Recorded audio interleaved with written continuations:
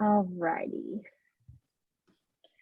Okay. Hi, everyone. My name is Desiree McNeil. I'm the graduate student assistant here at Lurie College. And this is our alumni panel for special education. We have two of our guests here, Candice and Anna, and I'm going to go ahead and have them introduce themselves. Hi, I'm Candice Matsumura. Hi, I'm Anna Enguidanos. Thank you. And so I'm going to read a little description for both. And so Candice, you're the first. So Candice earned a BA in child development with a minor in special education in 2016. She continued on and earned a master's in credential in early childhood special education. Since graduating, she has been teaching in the San Ramon Valley Unified School District and is now in her fourth year as a special education preschool teacher. Candice feels that SJSU prepared her well and was a huge part in acquiring her dream job. She's looking forward to encouraging and inspiring new teachers entering the field, giving a perspective that is occasionally lacking when talking about real experience in a classroom for young students. So that is Candice. Thank you, Candice. You have an amazing background, and I know where San Ramon is. Love San Ramon. So nice. That's Candice. Thank you, Candice. And then I'm going to switch over to Anna. Or is it Anna? I feel like I'm saying it wrong. I just had to talk to a student named Anna. It's Anna. Anna, okay, thank you. Just have to always double check on. Don't want to mess up on people's names. So Anna started as a para educator in 2016 in the Fremont Unified School District, and then became a substitute teacher until she completed the SPED program in 2019. She spent her first year post-grad in the San Ramon Valley Unified School District as an ECSE teacher in a medically fragile class, and is now in her second year with the Hayward Unified School District. Her start with Hayward was a challenge as it was all done through distant learning. She had to navigate a new district, caseload of students, and learn how to complete induction. This year, she is part of the preschool assessment team and loves it. Love that. Ooh, a lot of challenges, but you persevered. So that's Anna. And so I'm going to ask you all a few questions from our alumni panel questions. And first question, and you both of you can go first. You guys can switch it up however you like. What brought you into this field / work setting? And I'll put it in the chat too. I'll start, sure. So I always knew I wanted to be a teacher, like from a really young age. I always wanted to be a teacher. I just didn't really know what kind of teacher. And then as I got older, I realized I really liked younger kids rather than older kids. So I knew it would be at least elementary. And then I worked at San Jose State's Child Development Center all through my undergrad. And I realized that I really, really liked the littles. So the infants all the way to the toddlers. So under like 3 really was that experience. And from there I was like, okay, I really want to do preschool, but I don't just want to be like a preschool teacher. And so that's how I kind of wound up in special education, because it's kind of the best of both worlds. I feel like you get to really be specialized, but you get to work with the younger kids, but still be part of a public school district, which is really exciting. So that's how I got into it. I kind of fell into it by knowing what I didn't want to do to what I wanted to do. But I love every minute of it. So that's me. Love that. Thank you for sharing. And for me, I didn't really know what I wanted to do for a really long time. But growing up, my mom was a special ed teacher. So I kind of grew up in, a special ed classroom. I'd go to her classroom after school and just seeing her work with the kids. And so when I was doing my undergrad at Cal State East Bay, I didn't know what I wanted to do. And I was already a little bit older. I was going to be 30. So my mom said, well, why not try teaching? So in the last couple of years of my undergrad program, I got a job as a para, and I just absolutely loved it. I loved it.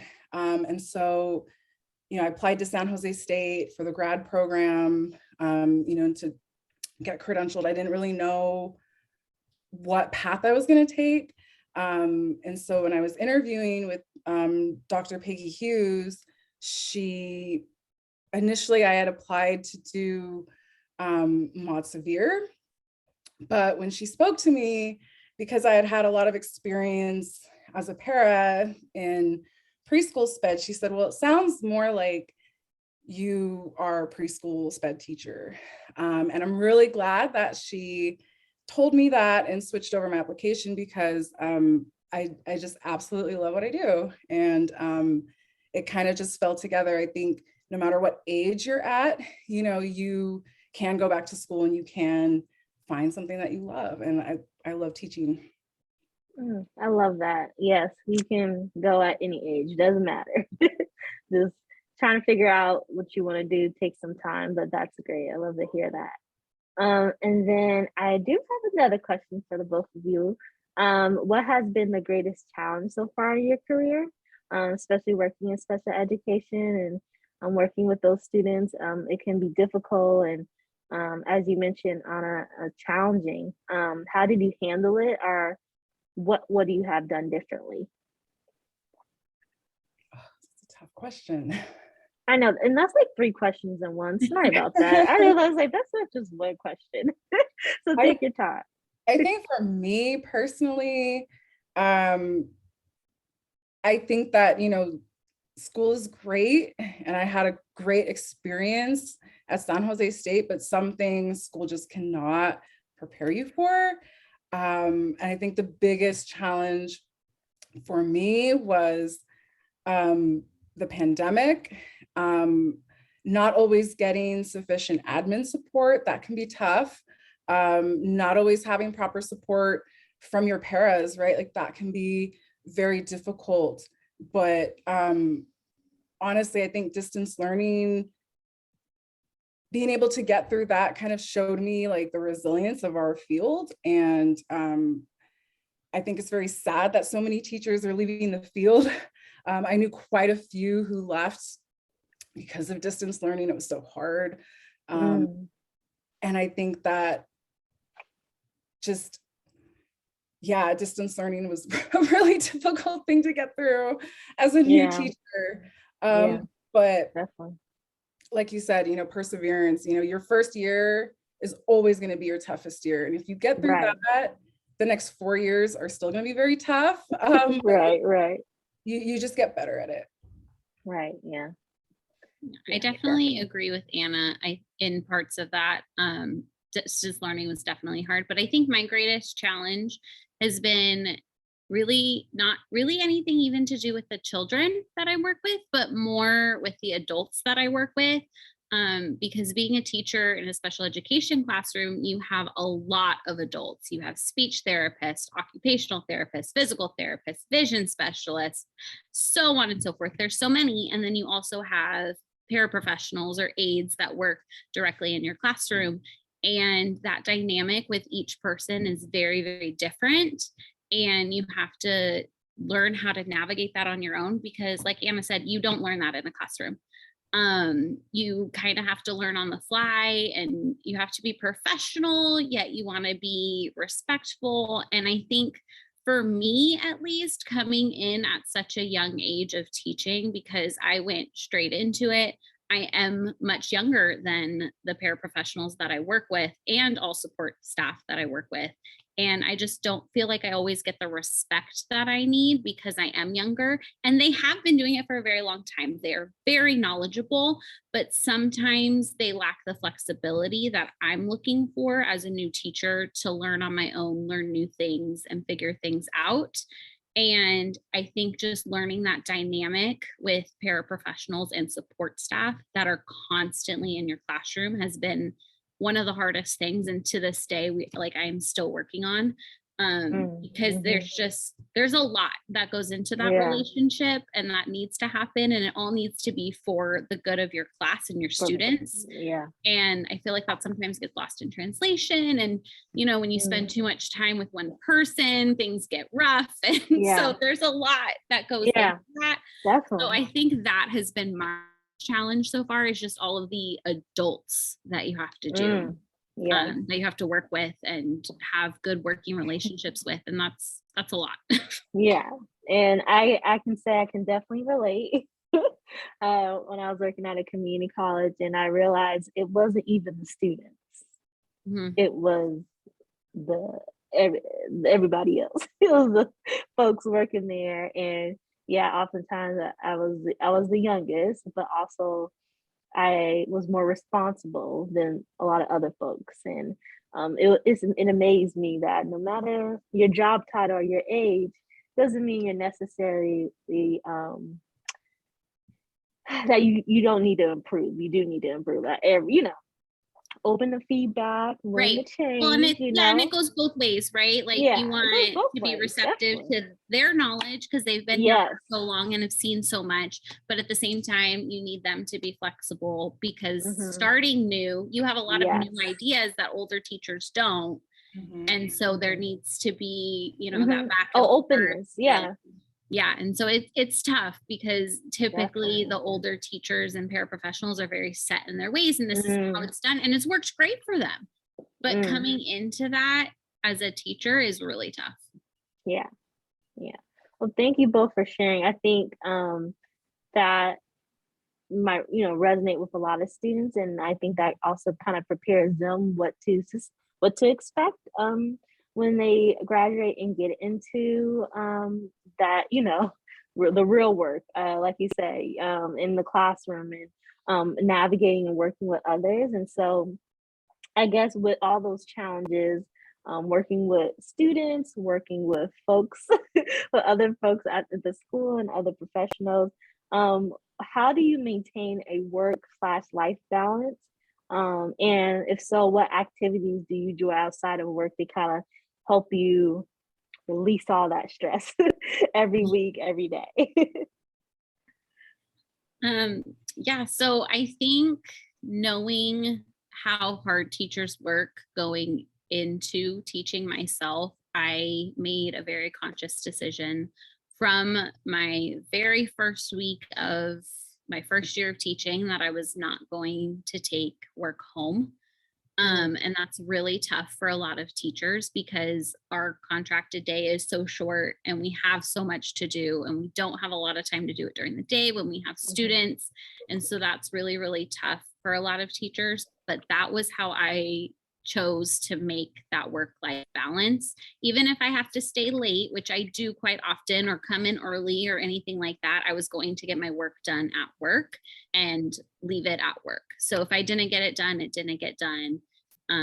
If I had to stay late, I stayed late to get it done, things like that. That's how I chose to have my work-life balance. I don't answer parent emails after 3:30 or before 7:45. And I've kept that for 4 years. I feel like it's been very manageable and it has been successful for me. But I think you have to really go into it knowing you want that separation and you want that balance, and you're going to stick to it and not make exceptions.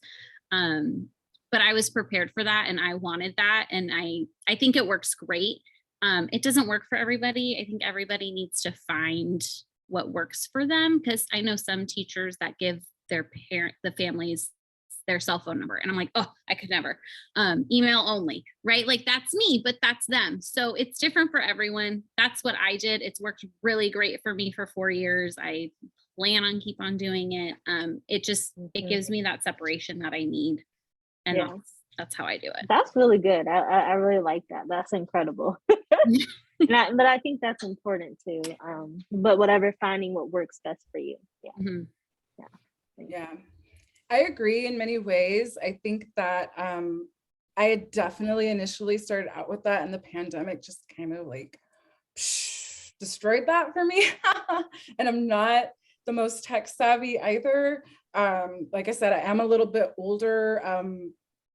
And I'm not the most tech savvy millennial. I can honestly say that. So, you know, in Hayward last year, we had all year was on Zoom. We didn't go back to in person until ESY.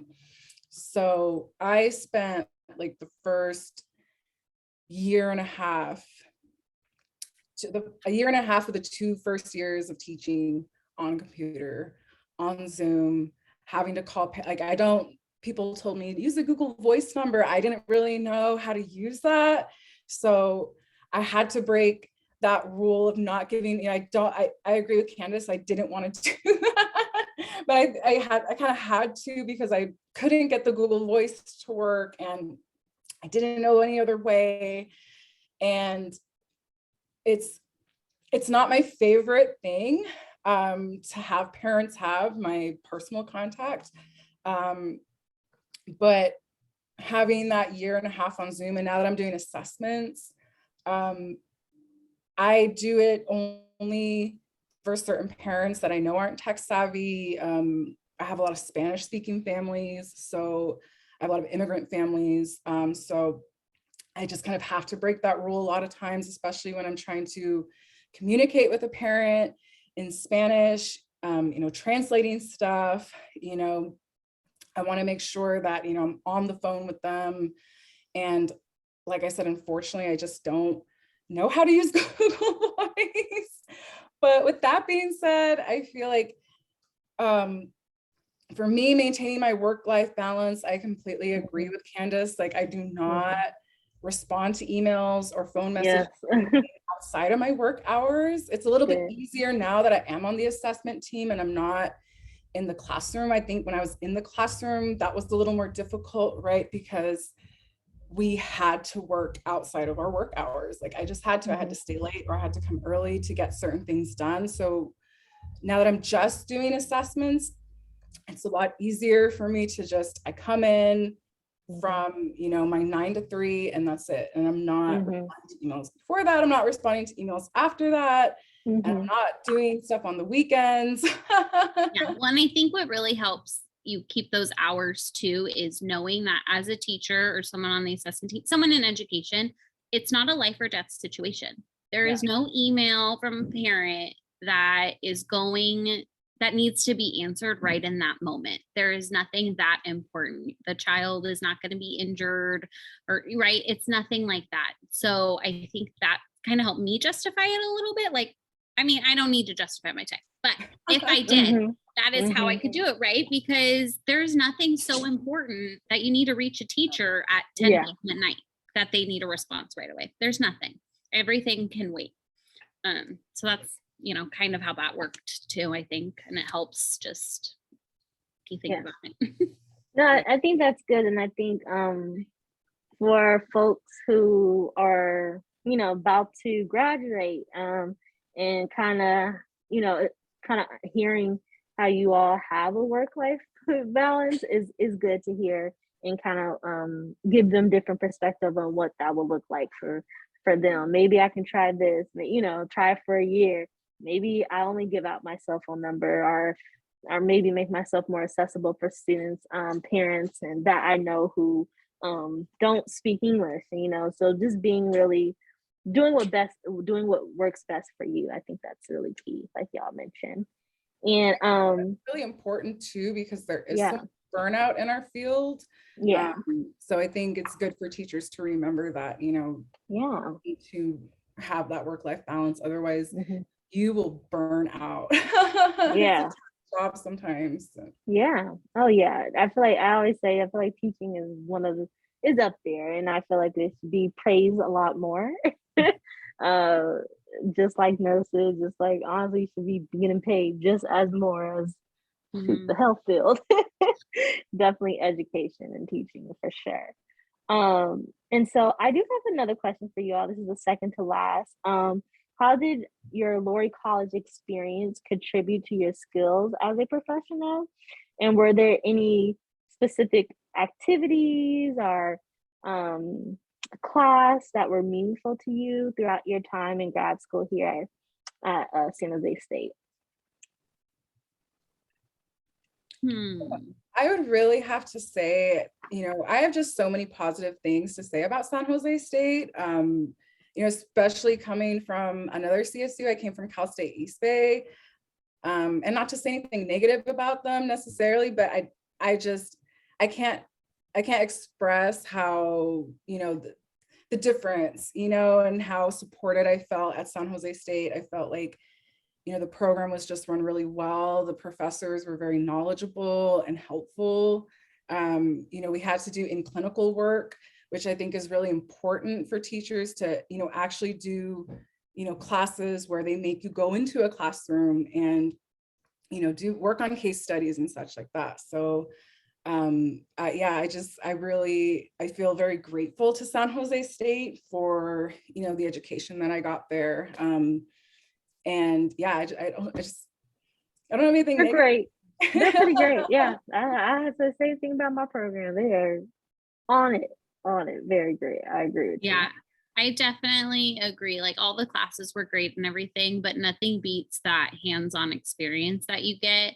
And I know in my undergrad at San Jose, there's like a preschool on campus there. Yes. And I did a semester in there and I learned so much. Like you just kind of get thrown into it and you hope for the best.